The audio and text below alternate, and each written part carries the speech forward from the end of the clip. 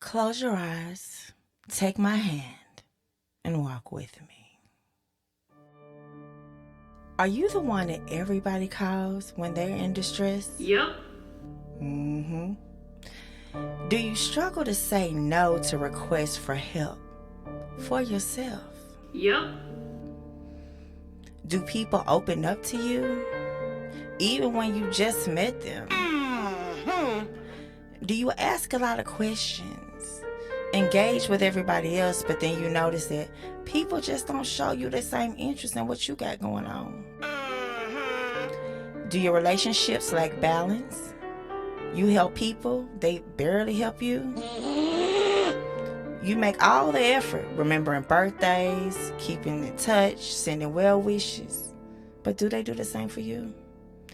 Well, my friends, you could be suffering from a phenomenon called super helper syndrome. And baby, don't get it twisted, because I've always been a helper. I'm naturally a helper. I'm naturally a leader. I'm naturally rooting for those. But are they rooting for you? Let's talk about it after this disclaimer and intro. This podcast is for conversation and educational purposes only. I am not, let me repeat, not a mental health clinician that's allowed to give you medical advice to go do some dumb shit. Yes, I said dumb shit. I do curse to express my individuality, so if that offends you, then please don't motherfucking listen. Now, y'all, enjoy the show. Are you tired of that bullshit? Toxic people in relationships. You may be dealing with a narcissist. Are you dealing with a narcissist who puts you down in every argument?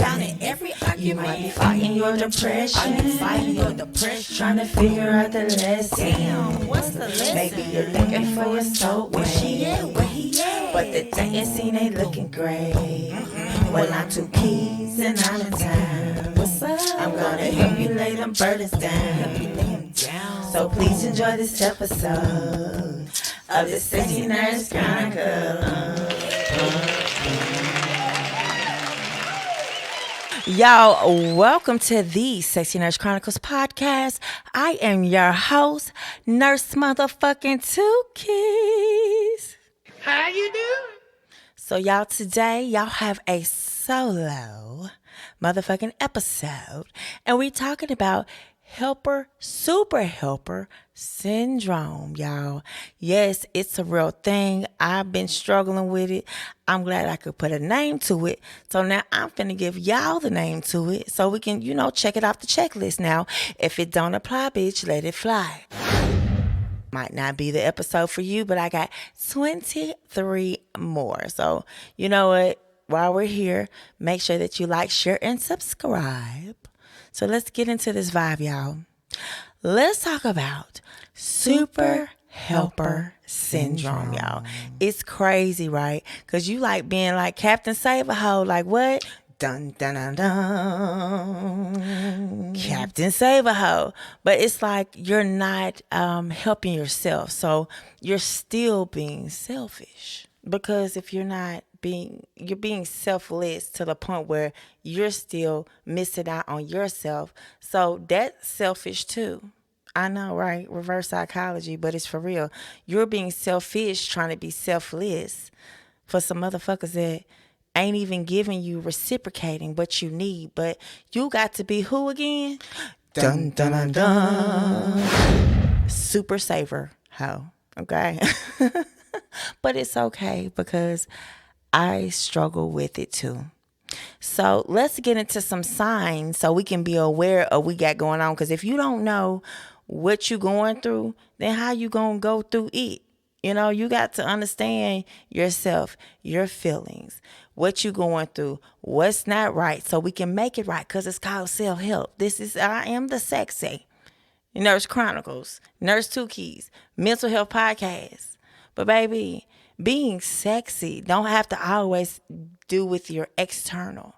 It has to do with your internal, because when you have self-love, when you can love yourself more than you love the next person and still got enough love for them, honey, that's sexy as hell. And so on the Sexy Nurse Chronicles podcast, let's talk about the symptoms of super helper syndrome. One of the telltale signs of super helper syndrome is overcommitment.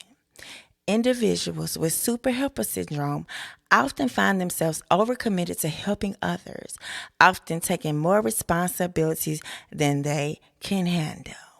Does that sound like somebody in the church today?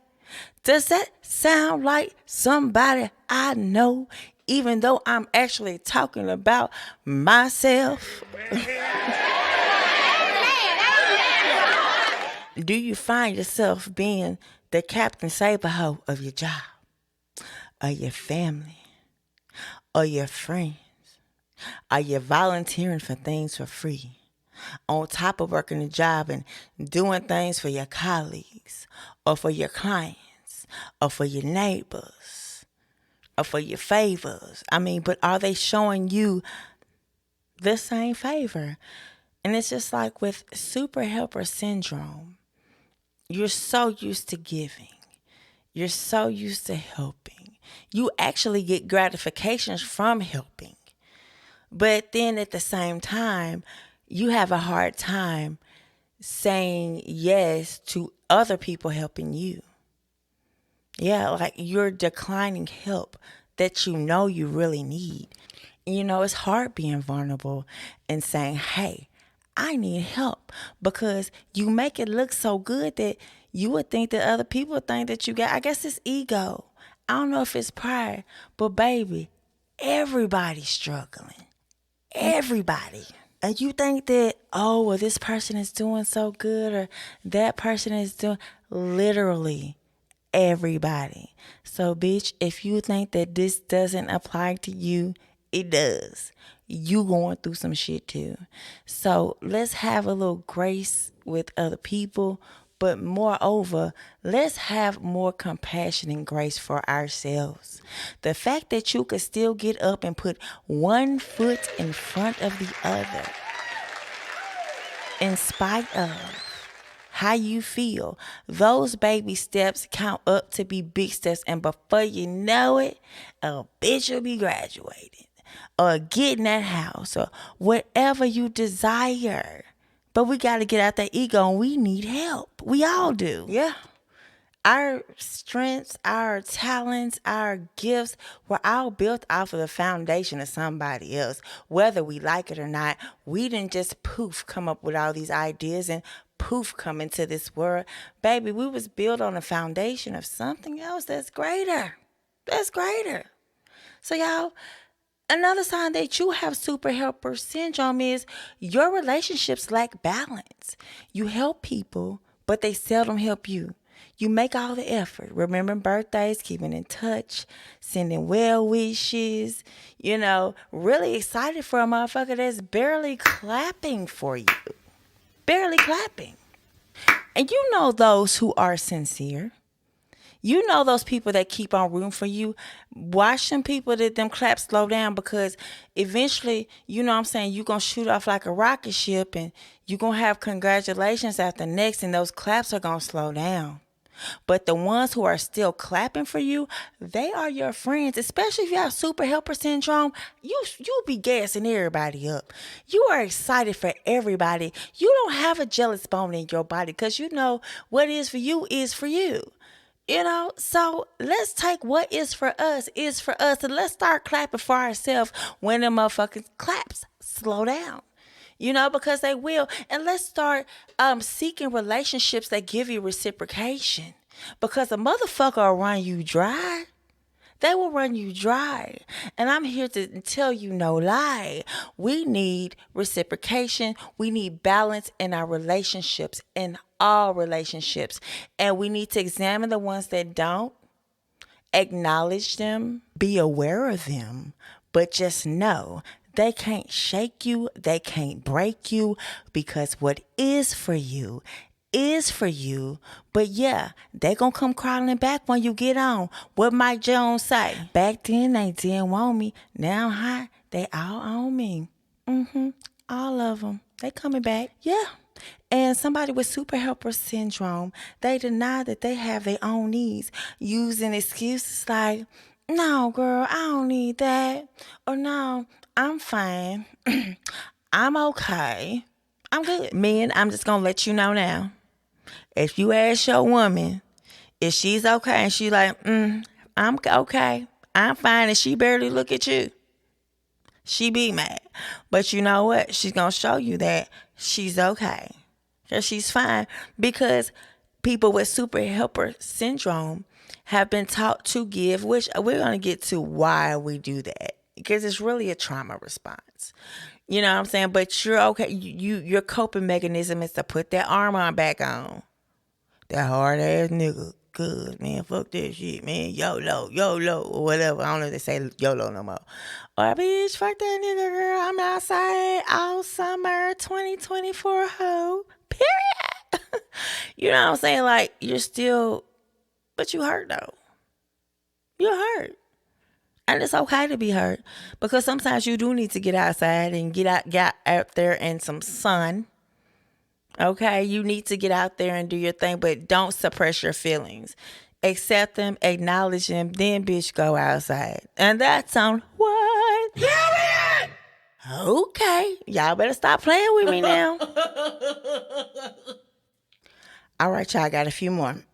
Another sign that you may have a symptom of super helper syndrome is you get swept up in other people's drama.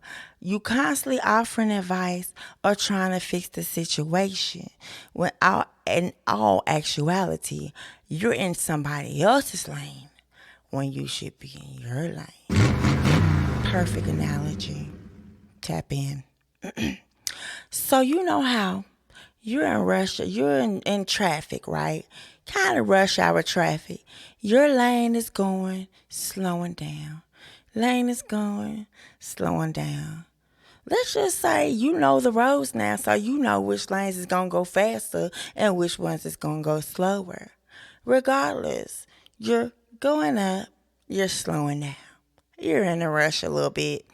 Have you ever noticed when you actually switch lanes, thinking that you're going a little faster, and then all of a sudden, your lane comes to complete stop, and then you see where you were in line, and now there's 10 cars ahead of you. So now you got to either jump back in that line, hope the other line slow down, or get in the other one. But if you would have just stayed in your lane, you get it. Stay in your lane. What is for you is for you, and time is just like, be patient. Be patient with your patience. Y'all, I'm still working on that. But I'm just saying, that's another sign of super helper syndrome, when you should be minding your business, but then you get in somebody else's business. So much that you done got into their business, delved into it, then all of a sudden you notice your business done slowed down. And then you realize that their business wasn't even supposed to be your business. You made it your business because you want to help. I'm not saying it's wrong to help. But when it takes you out of your speed, your locomotion, it's time for you to focus on yourself. Baby, when you get to your destination, sometimes you got to get to your destination first before you offer some help. For you want to get somebody else's lane, because all that is, if you would have kept straight, you would have got where you were supposed to go in the time you were supposed to. But because you got in somebody else's lane, now your travel time done went up because of a distraction. And you looking at their lane like, ooh, they moving faster than me, like we do on social media. Ooh, they doing better than me. I'ma try to, no, baby, be you. Be in your lane. If you know that when you get in other people's lane, it's using more gas, using more fuckets in your bucket, you only, fuckets are important. To give a fuck is important. So let's look at those give a fucks as coins. Okay? You got so many fuckets in your bucket to give, just like a bank account. And after those fuckets are gone, you can't go, you just can't go in the negative. Because now when you go in the negative, you starting to feel the effects of this super helper syndrome. And now you got to start, and then it's going to get to the point where you're sowing debt. You're sowing the negatives with your fuckets. Because you gave too many fucks. That it's going to take a big load of work, a big deposit back into yourself to get you back where you need to be. Back into your own lane. Let's stay out of overdraft. I know it's hard. That's why I use Chime. So if y'all want to use my Chime code, it's in the description box below. I get some money, you get some money, period. You send me a boost, I'll send you a boost. It's just the first 5 though. First come, first serve. But bitch, I appreciate my boost friends. We ain't talked in years. But they send me one every month. Just let me know they thinking of me. So yeah, shout out to y'all. Shout out to them. Yep. And while we're talking about shout outs, real quick, I promise we finna get into these last couple symptoms of super helper syndrome. I haven't done this in a long time. I want to give a shout out to my audience. I want to give a motherfucking shout out to y'all. And I get so much in my yep. I forget to give a shout out. So if you are still listening to me, you are my friends, one of my closest, one of the new ones, honey, we all family. We all family. Okay. So thank you. Let me give you a motherfucking hand clap. Can we get some hand claps?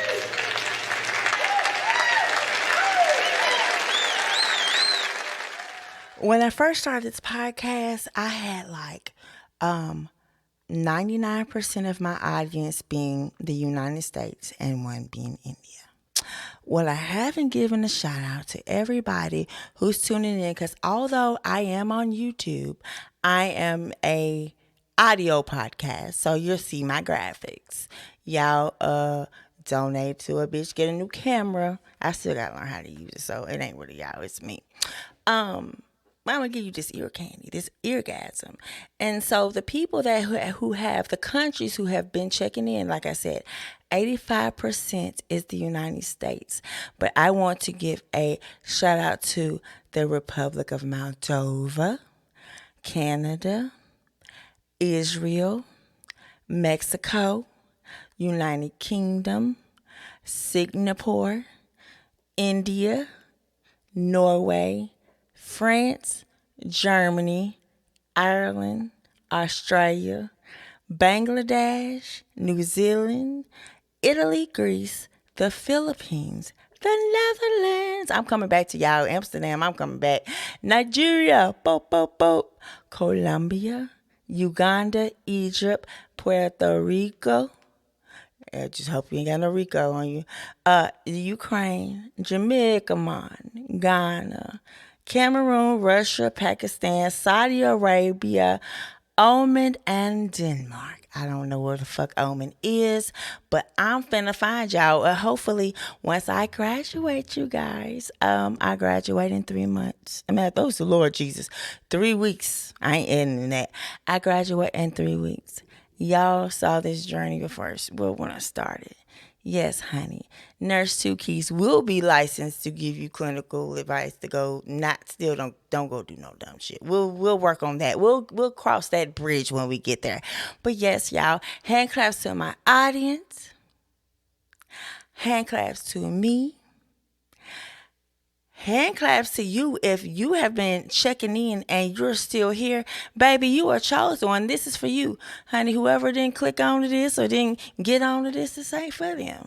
This is for you, so I thank you. So, y'all, let's get into these last 2 symptoms. I think it's 2. Then we're going to get into my favorite segment that I have not done in a long time, y'all. It's called Surviving Love with Two Keys. So, I always have my Dear Kiki where y'all send me letters and I respond to them. But then the Surviving Love with Two Keys is basically me surviving love from 2020 and on up to now. I'm still surviving love. But you know what? I'm doing a lot better because a bitch still ain't settled. And you know this, man. And I done dodged a lot of motherfucking bullets on this self-help journey because now that I'm aware of the red flags, you can't unknow them. I work in mental health. I deal with my mental health. I advocate for mental health. And anything that throws your vibration, your equilibrium off, you know what the fuck I say. Ain't nothing cut a bitch off. Cut that bitch off!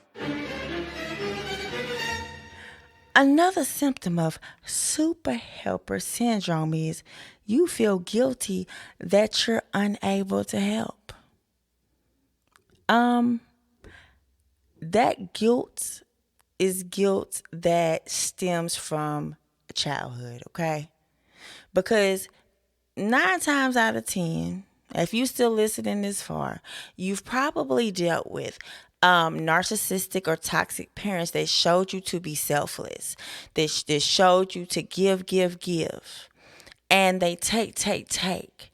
And a lot of times you might have been told that you were ungrateful because they didn't have it, and I don't know. Or they may have said that you don't deserve, you're undeserving because you didn't do a certain thing to make them happy. And your parents or whoever you grew up on, you always wanted their approval.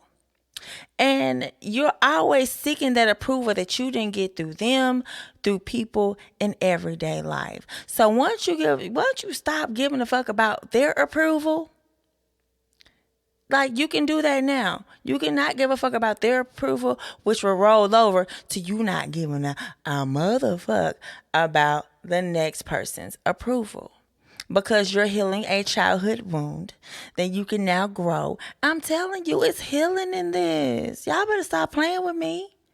Hell, we finna stop super helping. We need to start super receiving from all the karma and the seeds that we sown. Because, they always make it seem like you reap what you sow is a bad thing. Sometimes, if it's on the good end, you reap what you sow. If you've been sowing good seeds, you need to start expecting something to grow. Hell. For real. Another one. We almost done. If someone asks you, you struggle to tell them what you need. If pressed, everything you could think of will really be about meeting the other person's needs. Like, if somebody asks you, what do you need? And you're like, honestly, sometimes I don't even know what the fuck I need. But sometimes you do know, and you struggle to say what you need. And so, you'll be like, well, I do need this, but I know you're going through this. So I don't want to get in your way or be a burden. So no, I'm okay. Knowing good damn well that motherfucker asked you the same damn thing. You would be like, here you go. Oh, yeah, I can do it. Volunteering. You know what I'm saying? Just out here being Captain Save-A-Ho, because that's what you need, to thrive. That's how we operate. We're empaths. But honey, if it's not reciprocated and it's not being reciprocated, let's write some names down in our journal. Let's do a homework assignment. Let's write a list of people that we would give to in a heartbeat. Write them down. It could be family, it could be friends, people that you don't mind helping, that you say are good people, or people that you would give to selflessly. You know what? And then let's go back and let's go over that list again and see if the same things that you give to them, would they give to you. If you would give them gas money, if they just say, hey, I'm going to give you gas money, or I need gas money. can you help me? And you know, it's a pleasure to be of help with somebody that you know who really needs it. But you got to start checking down your list when motherfuckers start asking you for stuff. Can I ask you for the same thing? And you can give it to me? If I can ask you for the same thing, absolutely. But if I can't, baby, I ain't got it. I'm broke. You know, but in the same sense, with the super helper syndrome, there are some people who actually want to help. Just like you want to help and it's an honor to help, sometimes people want to help you. They feel like it's an honor to help you. So when you deny that help, you're denying yourself what you deserve. But sometimes it makes that person feel offended, like, oh, they don't need my help. You know, and they put you at this pedestal like, oh, you don't need my help. You got it. You know, when you really don't. And then there's some people that know you really don't. They really want to help you. Like, let the motherfuckers help you. I know I'm working on it too. I swear, y'all, I struggle with it too. I'm preaching to myself, really. I just hope y'all chiming in. If y'all are and you like what you hear, make sure you like, share, subscribe. If you're on any of my audio podcasts, download and follow me. And if you're really feeling froggy, honey, comment. Let's just be transparent, because this is a community where we're going to talk about what we've been through and what we're going through. I validate you validate me. Just don't put no dumb shit in my comments, because bitch, I will block the fuck out of you. I will erase your comment and you will be no motherfucking void. I don't tolerate that bullshit. I'm not exploiting nobody. I'm here for you. You're here for me. I appreciate you. And that's on what? Period! Okay. Y'all better recognize. Last one, y'all. You feel guilty for looking after yourself. This could be a friendship. This could be familial. I find myself struggling with this, being a super helper. I feel guilty for looking after myself with my children, because I know what it's like to lack and not have from my childhood. So I took what I went through. I didn't become that person. I became the opposite. So I hope, you know, I'm not perfect. I do see some of my mama shit in me and some of my daddy stuff in me. But at least I acknowledge that. You know what I'm saying? I'm not sitting with it. I'm not making it an excuse. I want my kids to have a separate experience than what I had. So I give them way more space to talk. That's fine. I give them, well, I try to, you know, with teenagers now, they're like, you don't listen to me, but you don't talk. You try to get them to talk, but then they ain't ready to talk. So you're like, I'm not finna just sit here and poke it out of you, honey. Y'all drop in the comments. Y'all see, y'all got kids, and honey, you put their needs before yours, and they don't know that you done gave them your last, just to make sure they have what they have. Because sometimes we put that face on in front of our kids too, like we got it together, and we don't, because we don't want our kids to worry.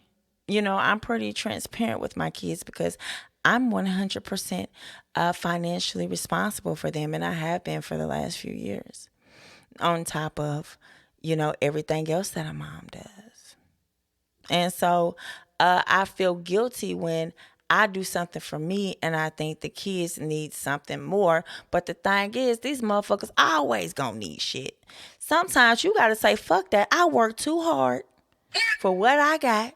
I work too hard to not have nothing. Fuck that. I'm finna get my nails done. For you men, I'm finna go get my hair cut. For both of us, we go get our feet done, pedicures. You know, take yourself out to eat. Don't take every last bit of your money and dibble out to everybody before you pay yourself. Even if it's just a savings for yourself for later, you have to do for yourself, because you will be burnt out. You will be resentful. And we don't want to go through that shit. You know, so let's be okay with being being selfish. 2024 and on. I'm not just going to say 2024. From here on out, Another journey another goal we're gonna accomplish, another board on the video game we finna go to the next. We finna do do do do do. Yeah. You hear do do do do do. We moving on up, moving on up. Let's move past this and let's just start at least doing something for ourselves. Whether it's just giving yourself an hour just to do nothing or to meditate or to get you a bubble bath or take yourself out to eat. The kids, they can wait. They can wait because you cannot fill somebody else's cup if yours ain't full. It makes no sense to work your ass off and not have a penny. I don't give a fuck. Somebody's not going to get paid, okay? Okay. And so you guys, let's break this up a little bit. Y'all, I have a very special segment of Surviving Love with two keys. Surviving love with nurse two keys. You gotta be a baddie for me to call you daddy. If you want to fuck with me, dudes be really spooky. They wanna be your bookie. Surviving love with two keys. They rubbing on your booty. But if they don't have money, well, then they have nothing for me. Cause I'm the baddest bitch and I know I got to get it. Disclaimer. Yes, another one. The stories are real, but the names have been changed to protect the not so innocent. So on this podcast episode segment of Surviving Love with Two Keys, we're going to name this person first name Angry, middle name Mood, last name Swings. Angry Mood Swings. Yeah. Now don't get me wrong. We all get angry sometimes. We get moody. But this motherfucker, he got angry about little shit. And that should have been a red flag right there. It's just the simple things, like anything that brings him anxiety. Like he'll turn around and just get super pissed off and just whole mood will shift. And I'm just like, I should have known that was a sign, but like it got worse and worse. And I told him, I sure did. I say, oh, you're definitely a candidate for the Sexy Nurse Chronicles Surviving Love 2 Key segment. And you know what I'm gonna call the episode? The $51 bill that saved my life. First name Angry, middle name Mood, last name Swings. But it didn't start out that way because he was sweet and ambitious, hardworking. He was cute, tall, had a little lisp, fun. He had 2 jobs, so he worked at this warehouse by day and he worked in the kitchen at this high-end restaurant by night. Sometimes he'll cook on the line. Sometimes he'll make salads. Sometimes he'll, do whatever. He's multitasking. And what was so sweet is he used to bring me dinner every night when I first met him because we worked close to each other. So my job was close to his job. And, I work night shift, so I'm coming in, and working my shift, and then he's getting off. And before he goes back to where he's going home, he always brought me something to eat every night. Like, I was spoiled just off of that. We went on dates, had a good time.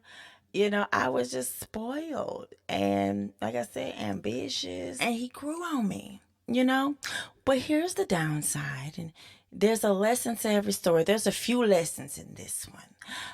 The first lesson is be aware of a man who just got out the halfway house or he just got out of jail. He's on parole because they've been in the joint for a while, and I've learned that they be slick institutionalized.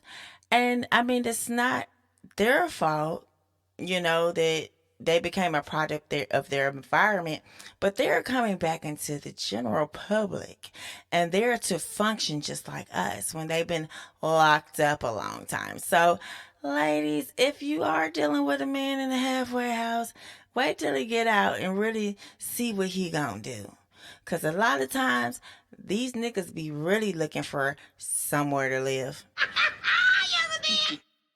And so what I've really been guilty of too, and what I was really guilty of in this relationship was I fell in love with a motherfucker's potential. Ladies, everybody has potential, but it's just like putting it into work, and his potential needs to match your potential. Her potential, brother, needs to match your potential in order for y'all to be at the right vibration. Because if your potential is higher than theirs, then it's okay. You might not be where you want to be in life at this moment. Honey, like Erica Badu said, I see you in a lifetime. Maybe next time. But right now, if I'm having to lower my vibration to reach yours, then that's a problem for me. Because see, the thing is, I'm a healer. I'm an empath. I'm a super achiever. Whatever the name of this episode was, I don't forgot that quick. But yeah, I'm a super helper. Super helper syndrome. So I'm looking at this potential like, oh, I can make this flourish like this, like this, like this. We could be like this, like this, like this. And he like, yeah, we could be like this, like this, like this. And he's showing me all this, all this, all this. But it ain't all that.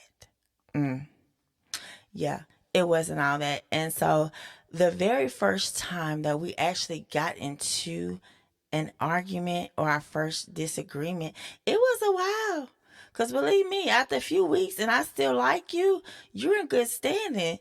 A month and I still like you, honey, I don't know. We gonna rethink this. We might have a 2 months.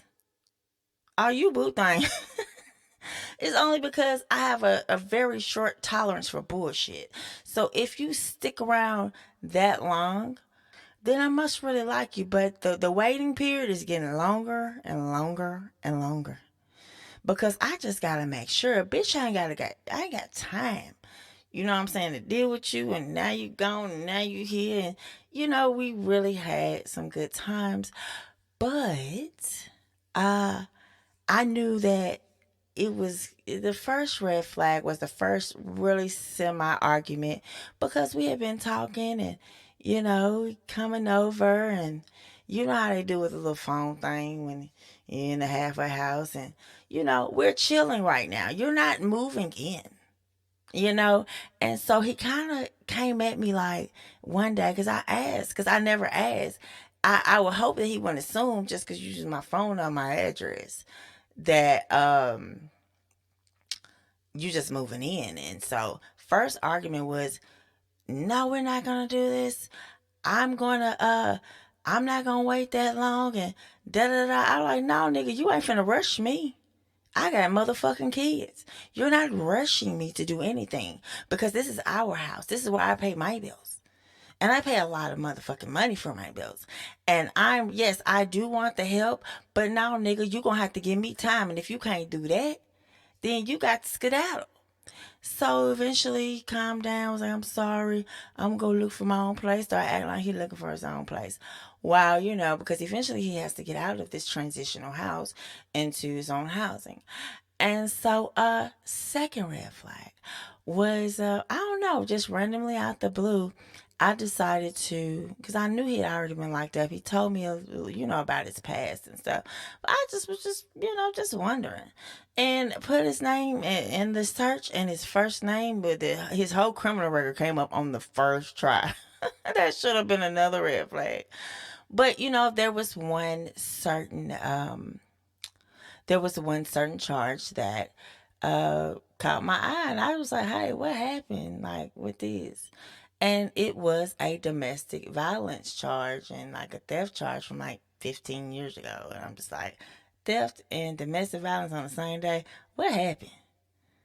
And so he got really mad to the point where he was like, "Oh, you judging me? You judging me?" No, I'm surprised that he's even coming at me like that, because he ain't never really just came at me like that, like that. Like, he was mad. And he was like, "Oh, I'm gonna leave." And like, he really turned it and like really flipped it. I just wanted to know, because I'm fascinated to know really all about all your history, not just because I'm just curious, but I got kids. I need to know, what's going on. And the fact that he kind of turned it and didn't make no sense and got mad and he left. And I was like, "Nigga, you gonna leave? You better never come back." But then he apologized and then he came back. He was like, he was embarrassed because, I came at him and he was unprepared. I don't know. He was embarrassed. Yes, I probably hurt his feelings because but you shouldn't be ashamed of your past. Yeah, I was a stripper before I was a nurse. Honey, I done did. Everybody has a past. I just have the right to know if you're trying to come in my space. But you know what I'm saying? That should have been the next red flag. Angry ass, mood swing ass nigga. So everything died down, went back to normal for say a week or two. But then no, like the next week, just something simple. He couldn't find his pants. His Jordan pants. I was like, "I don't remember you leaving them last weekend. I don't know if I watched them." I couldn't remember. But like, he just got really silent and just was looking down. Like, you could just tell. I'm an empath. I know when somebody energy change. So I was like, "Well, I don't know where they are. You can look around." Well, he looked in some laundry, found them. And I'm just like, his whole mood just went back to bright. I'm like, over some pants? Over some pants. So, next red flag. I know, y'all. I'm putting myself to the cross because I'm like, anybody's done been through this shit. Hey, run, bitch. Motherfucking run. So, he was really polite, though, when he wasn't mad. Very respectful. Always got compliments. Does a great job. Like I said before, sweet, ambitious, hardworking, cute, tall, fun, uh, just somebody that really cares about just being with a woman. So the next red flag, I know it gets worse. So we've been pre-planning a date, where we were gonna go out and we're gonna go from this place to that place and we're just gonna have some fun and just enjoy each other. Well, he ended up having to work that next morning. And I'll take some fault for this because he had to work that next morning. And my thing is, I thought you was gonna call out. I don't know. You've been planning this event. We've been planning this weekend for a while. You ain't said no. We don't need to go. How about, what? Since I gotta work the next day, well, we end up going on a date, comedy club. It was really nice. He was kind of irritated, kind of got in his little mood again because he wanted to sit in another spot and I want to sit in this spot, but we sat in my spot. And we ended up having a good time. But like, he was kind of getting frustrated with the waitress and, but like, he eventually snapped out of it. Well, afterwards, I wanted to get something to eat before we went back to the house. So I went to this local bar. We went to this local bar I go to. He didn't say, "No, let's go. I'm tired." I was really going to get some food, but I really want to drink too. I was going to get my food. It was going to be cool. We get to the bar and I order my food. It's a good time. He's smiling at first, cool. But all of a sudden, he just gets fucking angry. Mood swing ish. Like, he just like just says, "I don't feel right.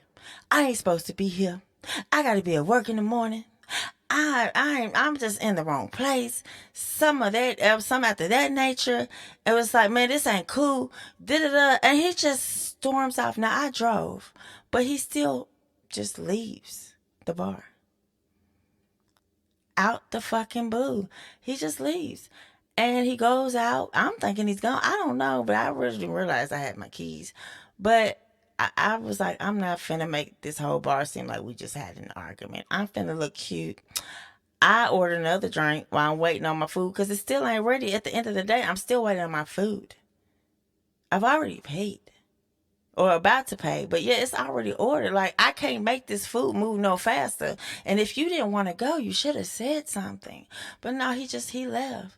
So I ain't gonna lie. And down in the inside, I was like, this nigga just left. Like, what the fuck? You know? And I don't know if he really didn't want to pay for the food too. Because y'all gonna find out later. The $51 bill that saved my life. Y'all, if y'all are enjoying this, please make sure you download, follow, like, share, subscribe, and share this with a friend. If y'all can agree, because y'all know, honey, we be putting in some crazy shit, honey. That's what that online dating do. But y'all believe it or not, he ended up coming back. Like, cause he said I wasn't even phased. I was taking pictures and everything. Cause I was like, you know what? Fuck it. I got the keys. He came back, was like, I was gonna leave, but I'ma calm down, and I know, and I'm tired. I'm really mad because I really didn't want to go to work anyways because we already planned this date.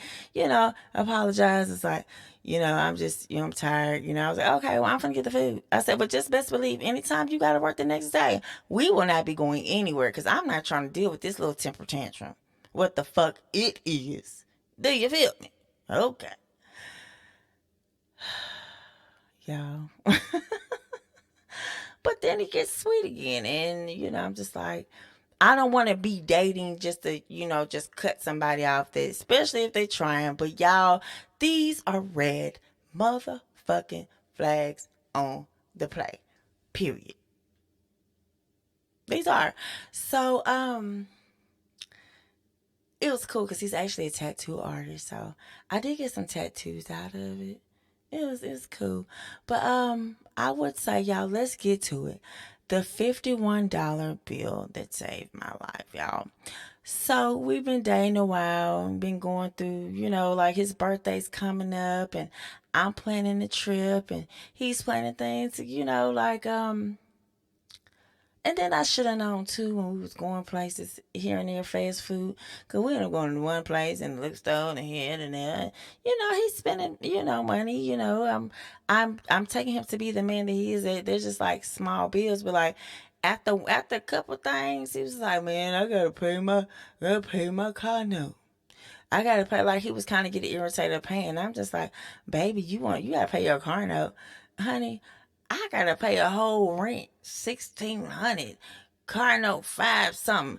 This, kids, this, and it made me think. How do you think you're gonna have a future with me if you can't even you bitching about your motherfucking car note? But anyways, that's neither here nor there. The $51 bill, y'all, that saved my life. So it's crazy because he'll probably never admit it until um, he hears this, because it's true. When I told him that he would be a guest, he would be a not a guest, he would be a story on the Sexy Nurse Chronicles podcast. He was like, well, it better be, you better not use my name or I'm going to sue you for defamation of character. I said, baby, it's not defamation of character if it's true, for one. Second of all, I don't want to use your little funky ass name. I'm embarrassed to say that I fucking know you and I have to tell this story, but I want people to learn from this shit. Like, I had to learn from it. So we get into it.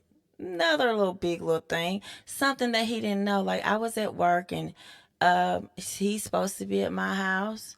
I work night shift. I call him at 3, but I call him at well, he actually brought me food at work, but he was out with his friends, and he was like, I'm bringing your food, and we're out playing. They've been out since what, 8, 9 o'clock that evening, 9 something. So by the time you bring me my food, you say, well, I'm gonna go back to the bar and play some more pool with so and so. I'm like, okay, I just got my food. I had an attitude because he didn't have my food. A bitch was hungry. Okay, I was hungry. Um, but he went back and played, and I hadn't talked to him for a while. Called about 3, 4 o'clock in the morning. Did you make it back to the house? He's still over his friend's house at 3 or 4 o'clock in the morning. No, 4. I'm like, dude, just because I'm out at work don't mean you just go hang out at friend's house at 4 something in the morning. That's not how relationships work. I should have known the red flag when he was just like, you just mad because we couldn't be together. We couldn't hang out. Bitch, you can go out. I got my food. The thing is, it's when you're in a relationship, and we call ourselves in a relationship, you don't be nowhere at 4 o'clock in the morning. And for some reason, his dumb ass didn't get that. Back in my old relationships, I used to come home that late. You know what I'm saying? That's disrespectful. I've learned from that. I know that that's something that you don't do unless you and your partner are in agreement and, y'all out together. He's like, but if we was out together, it'd be okay. Duh. Dumbass nigga. I'm so glad. It's over. But like, you would get mad at that, whatever. I come home after work. I'm just like, you know what? I did snap on him. I snapped on him, y'all. So I was like, you know what? I'm not apologizing for what I said or how I felt, but I do how I said it because I did snap on you. I'm just trying to make the peace because we're actually planning a date this following night. And so I knew that some shit was up because for one, I have locks. Okay. And I got me a little Timu wig. Fuck y'all. It's cute. It's real cute. And when I put it on, I don't think he's ever seen me in a different light other than my locks, which I'm a beautiful woman. I am the Sexy Nurse Chronicles Podcast. I'm a woman of many hats and wigs. And, I can switch it up on you. You won't know who I am, but she's fine every time. And so for a moment, I think that he was kind of jealous of that. And I'm like, I don't understand why, because don't nobody want nobody, don't nobody else want. And I'm with you. But that day, I just wanted to feel cute. I wanted to go on this date. I want to try on this hair. Honey, put my Jordans on, my little 11s with my little skirt. And we went out that night, but I should have known. When we were driving, running errands. And his energy changed. Angry, what we say, middle name mood, last name swings. He's like, well, I wanted to go here and there because we woke up together and we could have went to all the places we want to go to. I guess because I didn't go to the store he wanted to. I'm just like, okay, your attitude changed. What's wrong with you? I'm asking, are you okay? What's wrong? He's saying nothing. Okay, I say, you know what? I want to make sure that you get where you need to go, so I'm going to drop you back off at the house. I'm going to run my errands, you run your errands. We're going to meet back up. We're going on this date that you was just loving on me about yesterday before you spent all night with your friend, probably all your money too. Reason why you had an attitude. Because we went to this nice restaurant. We finally get there. When I tell you he is on his phone the entire time, I should have known some shit was about to get weird. He was on his phone the entire time. Where usually he just has his arm around me and, we're talking and just enjoying each other. And so, in between times, he went and got my girl some Taco Bell and because he had time to get food. I'm trying to do what I got to do. So the kids have already eaten. I know he already ate too. I ain't ate yet. And he knows that since breakfast. I made breakfast that morning. So I'm hungry. And we going out. And he didn't say, I'm tired. I ain't got no money. I don't feel like going. He just like, his whole mood, and it just shifted. It never uplifted. So when we got to the bar, and I ordered some stuff, and, I wanted him to see the scenery, and he was just not there. And I was like, what is wrong with you? And he wouldn't say nothing. Until, you know when? Until that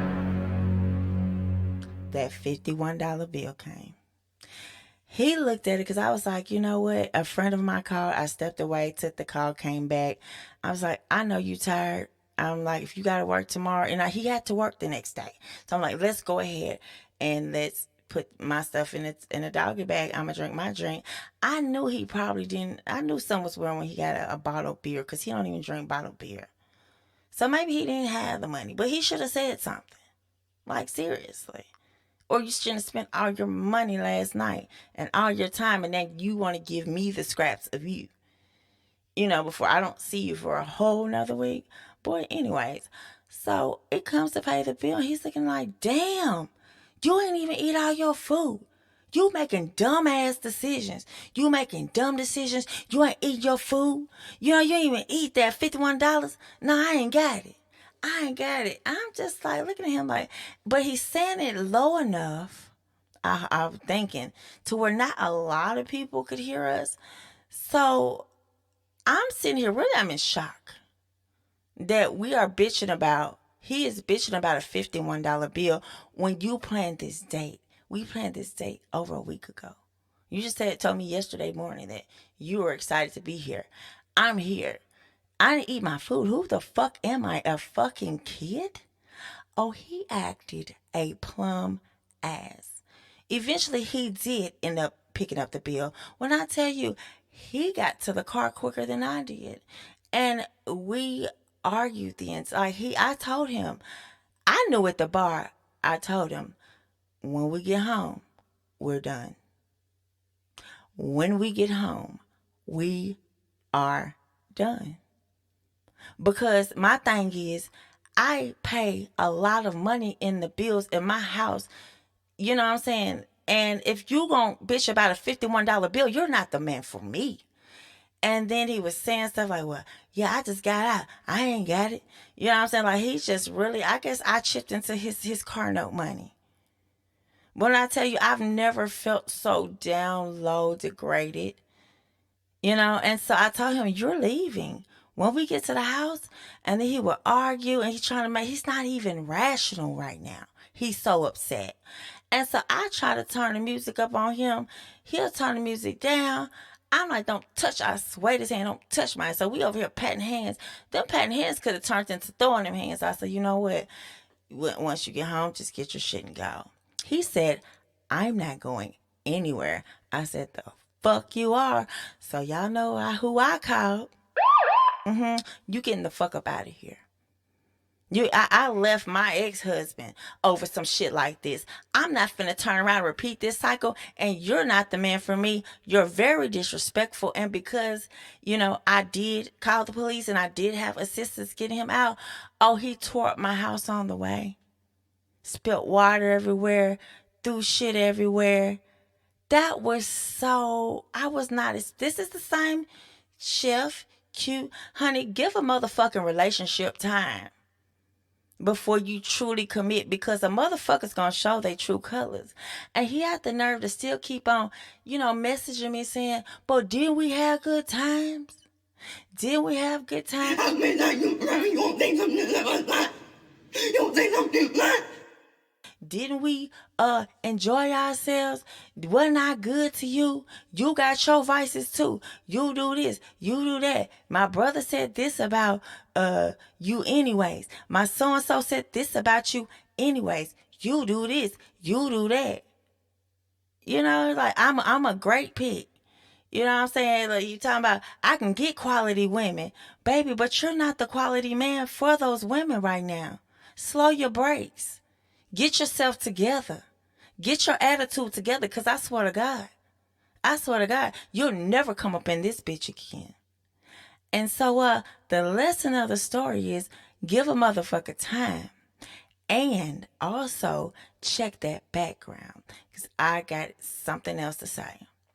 Now, this is not related to him, because, when I did ask the question on Facebook, what would you do, ladies, if you asked a man about his background and he just spazzed out on you?